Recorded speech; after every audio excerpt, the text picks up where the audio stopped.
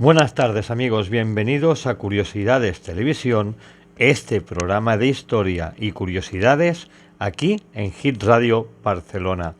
Un programa que hoy hablaremos de 4 grandes temas y enlazaremos el primero con la semana pasada. ¿Os acordáis que la semana pasada hablemos en el último término del Hotel Corona de Aragón, del grave incendio? Pues bien, esta semana dedicada a las cosas extrañas y también a los sucesos paranormales, hoy hablaremos del mismo hotel, del Hotel Corona de Aragón, y concretamente lo haremos con la habitación 510, en la cual dicen que no se puede dormir porque una ente de otro mundo asusta a todos los que allí duermen. También hablaremos de una iglesia muy especial, la iglesia de Lukova, donde hubo un accidente y ahora está repleto de estatuas en forma de fantasmas representando a aquellas personas que allí perdieron la vida. Y cómo no, nos iremos también en el tercer episodio a ver a una persona extraordinaria, una niña que murió y que sus padres, su padre médico, bastante adinerado, hizo que la momificaran y permanece inmóvil en el tiempo como si estuviera viva, e incluso dicen algunos que abre los ojos. Estamos hablando de Rosalía Lombardo, la conocida niña de las catacumbas, y también hablaremos de una colección muy especial, la colección de Cryptic Merlin, un señor que dice que cuando abrieron una pared de una casa encontraron una colección increíble de unos seres de otro mundo que parecían imposibles. ¿Será verdad que existen o simplemente era la paranoia de alguien? Pues bueno, pues aquí os lo describiremos y empezamos con este primer audio o esta primera información de este capítulo del Hotel Corona de Aragón, de la habitación 510. Pasen, duerman y no se asusten. En el episodio anterior hablemos de un gran incendio que asoló el hotel de 5 estrellas que estaba ubicado en el número 13 de la avenida de César Augusto en Zaragoza. Recordaremos en 4 apuntes lo allí sucedido. El día 12 de julio de 1979, este hotel sufrió un aparatoso incendio que, según todos los expertos, fue provocado, e incluso desde el exgobierno de Suárez se reconoció que se callaron muchas cosas, como así reconoció el responsable de prensa de la presidencia en una entrevista en Antena 3 al periodista Iñaki Gabilondo. Desde el mismo gobierno de Suárez se culpó a ETA, mientras otros también acusaron a la FRAP y al grupo terrorista la AAA, que fueron los autores de la matanza de los abogados laboristas de comisiones obreras en la calle Atocha de Madrid, y que también pusieron en Barcelona la bomba en la revista satánica de humor El Papus, ahora llamada El Jueves. Pero dejemos ya el incendio a banda y centrémonos en nuestro capítulo de hoy. Desde la remodelación del hotel, desde lo ocurrido, corre el rumor que en la habitación 510 ocurren hechos inexplicables y de ámbito totalmente paranormal. Son muchos los amantes del misterio que allí han acudido, como por ejemplo nuestro admirado Iker Jiménez y su mujer y compañera de fatigas Carmen Porter, acompañados, eso sí, por su equipo de investigación de la nave del misterio, así como otros muchos investigadores que han ido a ese lugar para hacer un estudio fehaciente de los hechos allí acontecidos. Nosotros, desde aquí, desde nuestra inmensa modestia, también queremos dedicar este capítulo a lo allí acontecido, explicando así a nuestra audiencia los relatos de los que se pueden o podéis encontrar al hacer noche allí. Muchos de los ocupantes que han tenido el privilegio de dormir en esta habitación y que nosotros, con nuestra pequeña y modesta investigación personal, hemos podido entrevistar, nos han explicado que no pudieron casi dormir en toda la noche y que se oyen gritos y como si alguien respirara profundamente dentro de la habitación. Algunos hablan también de luces encendiéndose y apagándose, golpes en la puerta y que al abrirla no había nadie allí, sensaciones de angustia y de ansiedad, como si el aire se pudiera cortar con un cuchillo, objetos que presuntamente cambiaban de sitio o se movían solos. Muchos dicen incluso ver una figura femenina aparecer y desvanecerse en el lugar. Eran varias las opiniones o descripción de las sensaciones allí vividas, pero tenían todos dos cosas en común, que es guardar el anonimato y que nunca más volverían a alojarse en esa habitación ni en ninguna que estuviera cercana a esta. Nosotros, desde nuestra biblioteca de la historia, solo hacemos, gracias a su testimonio, testificar sus vivencias. Sí, os lo hemos intentado contar. ¿Será el antiguo Hotel Corona de Aragón, ahora rebautizado como Hotel Melia, una puerta a las llamas del pasado? Y quizá quieran mostrarnos la cocina de la temida Dama de la Guadaña. Nosotros dejamos esa pregunta del mundo del misterio en el aire y solo hacemos desde nuestra pequeña ignorancia trasladar unos hechos acontecidos allí, desde aquí, desde nuestra biblioteca de la historia, la habitación 510 en el antiguo Hotel Corona de Aragón de 5 estrellas, incendiado un 12 de julio de 1979, quizá por un acto terrorista que nadie reconoció, pero que nos abre las puertas del misterio en una de sus habitaciones, donde la gente dice claramente que se oyen gritos, se mueven muebles y la puerta se golpea y al abrirla no hay nadie detrás de ella. ¿Será la Dama de la Guadaña que nos está mostrando sus entresijos o algunas de sus víctimas? Lo dejamos ahí en el aire.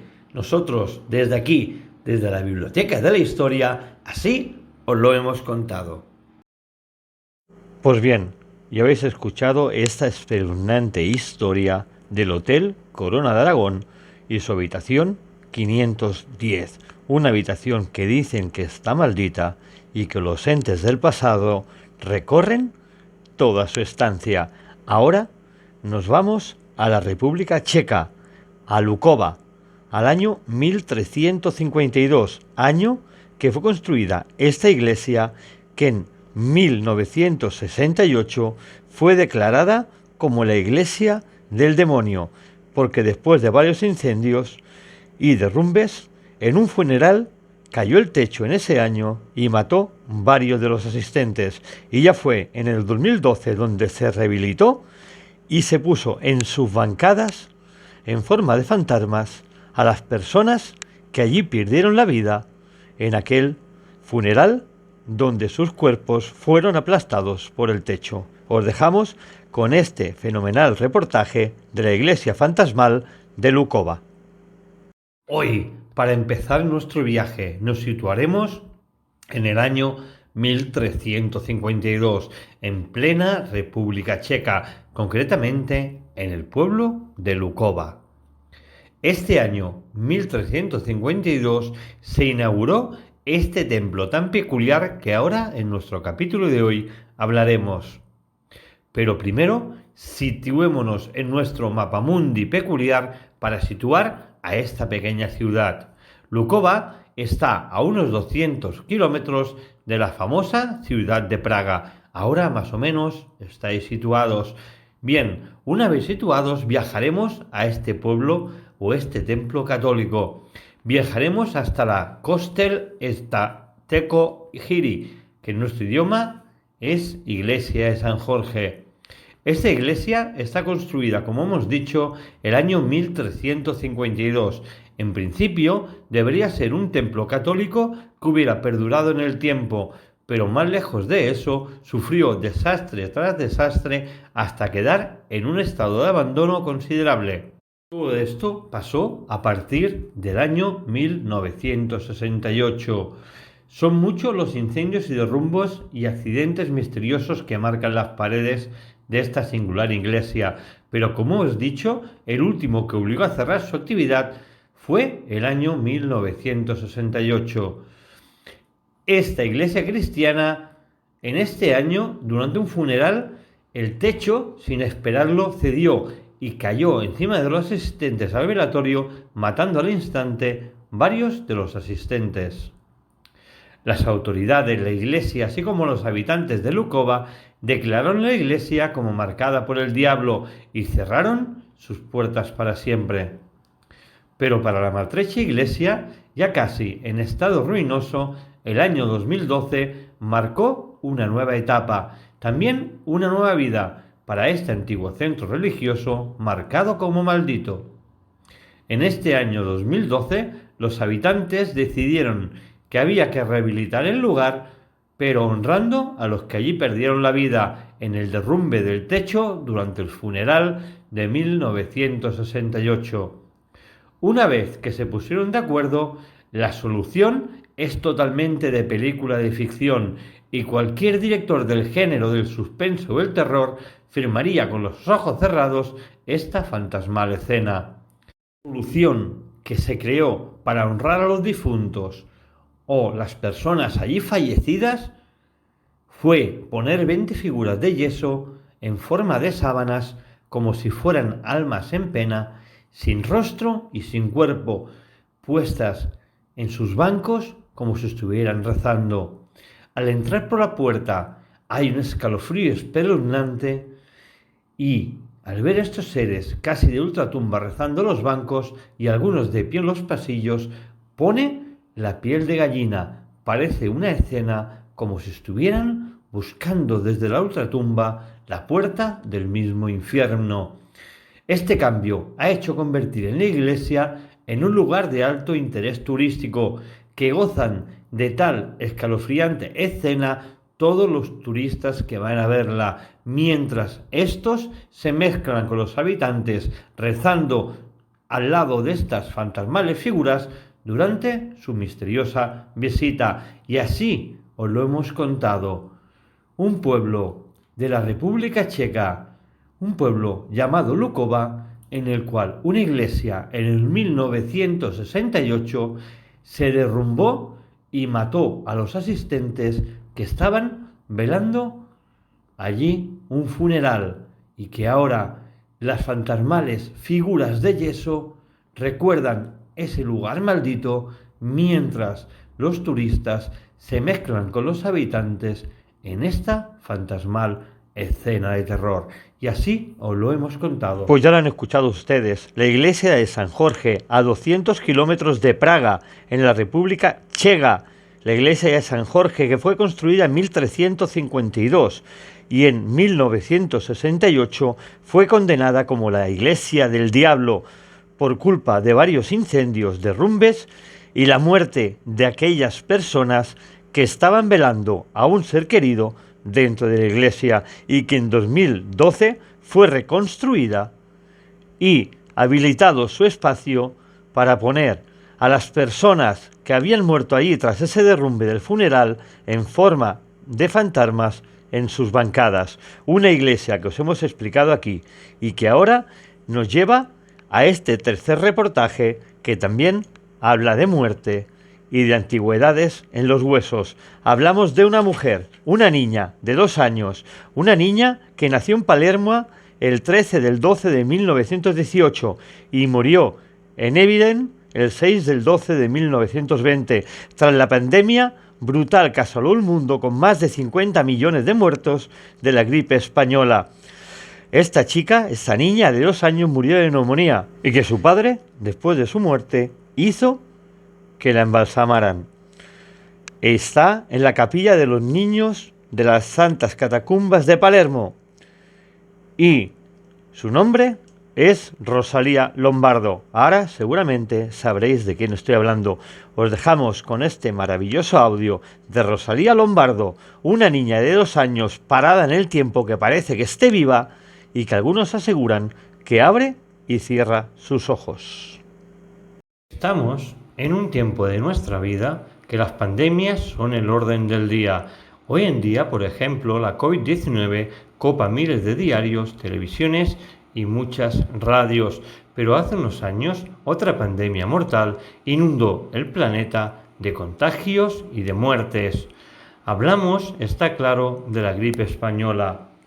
Este tipo de gripe tuvo su máxima expansión durante los años 1918 y 1920, donde hubo más de 50 millones de muertos en todo el planeta. Pero hoy no hablaremos de esta brutal pandemia, sino de una niña de 2 años que murió en ella. Hablamos de Rosalía Lombardo, nacida un 13 de diciembre de 1918 en Palermo y que murió en Ibiden un 6 de diciembre en 1920. Esta pequeña niña murió justo una semana antes de cumplir sus 2 años de vida, de una neumonía causada por la terrible gripe española. Pero esto no sería una cosa extraordinaria si su padre, el año de su muerte, el día 6 de diciembre de 1920, no hubiera contratado los servicios de Alfredo Salafia, que era un químico nacido en 1869 y que murió el año 1933. Alfredo Salafia ejecutó el orden de su padre, de Rosalía Lombardo, y la embalsamó en una fórmula secreta que hasta hoy en día es casi totalmente desconocida. Una vez momificada, su cuerpo fue depositado en la capilla de los niños en las catacumbas de los capuchinos de Palermo. El cadáver o el cuerpo momificado de Rosalía Lombardo fue uno de los últimos niños enterrados en esta cripta. El cuerpo momificado, ahora dentro de un ataúd de vidrio, en nuestros días con nitrógeno líquido, para evitar así su descomposición, se puede ver en la catacombe de Capuchini en Palermo y cual su entrada es de unos 100 euros.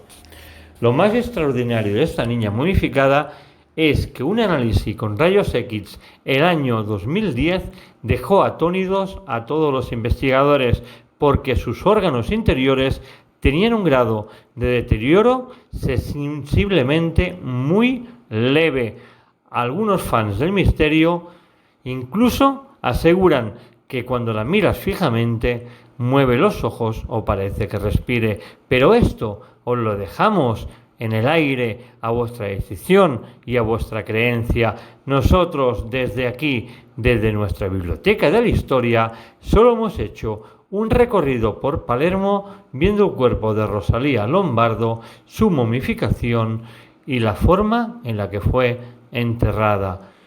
Pues bien amigos, ya han escuchado Rosalía Lombardo, que tras la pandemia de gripe durante los años 1918 y 1920, que causó 50 millones de muertos en todo el mundo, esta niña con solamente 2 años, que nació en Palermo el 13 del 12 del 1918 y que murió en Ibiden el 6 del 12 de 1920, murió por esta gripe a causa de una neumonía.